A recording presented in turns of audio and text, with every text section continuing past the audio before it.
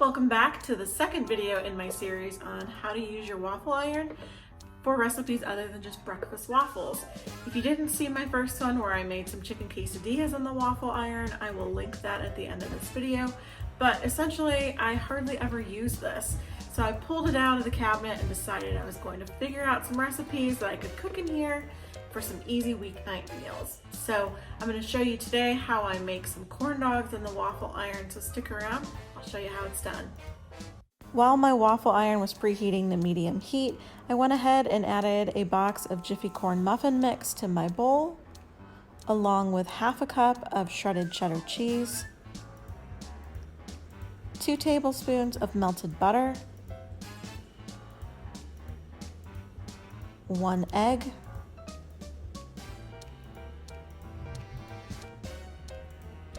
1/2 cup of sour cream,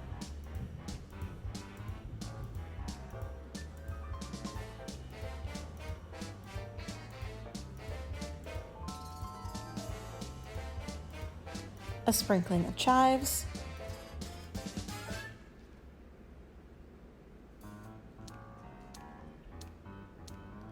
and then I added 4 thinly sliced hot dogs.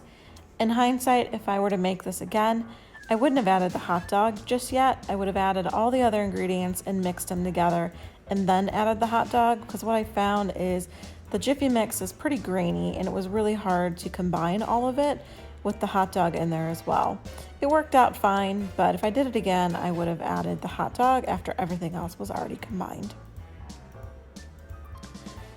Okay, my waffle iron was ready, so I sprayed it with some non-stick spray and I added some of my mixture, just enough to get a decent sized waffle, but not so much that it was going to be overflowing outside of the waffle iron. And I got 2 really good sized waffles out of this. So if you have a larger family, you might want to double the recipe, but this was just fine for me and my husband. I let this cook for 3 to 4 minutes until I had a nice deep brown color on the top and the bottom of the waffle. And then I went ahead and removed it. Careful, it's really hot, clearly you can see. And I separated it into 4 pieces.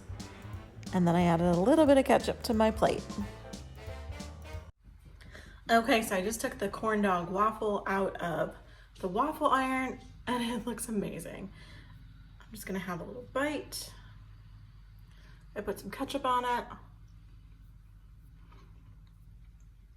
It tastes just like a corn dog. So good, but it's not fried. It's really light. It's really, really good. So if I had had a square waffle iron, I would have done this differently. I would have instead halved the hot dogs lengthwise and then again, what do you call that? The other way?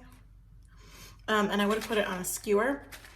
And if you have a square waffle iron, you'll have the 4 squares inside of it. I would have put 2 hot dogs in each of the squares with the sticks hanging out, and then I would have first put a little bit of batter down, then put the hot dogs in, then covered it with a little bit of batter and cooked it that way. And if you look at the recipe, which I'll link below, that's how they did it. Because my waffle iron is circular, that wasn't gonna work.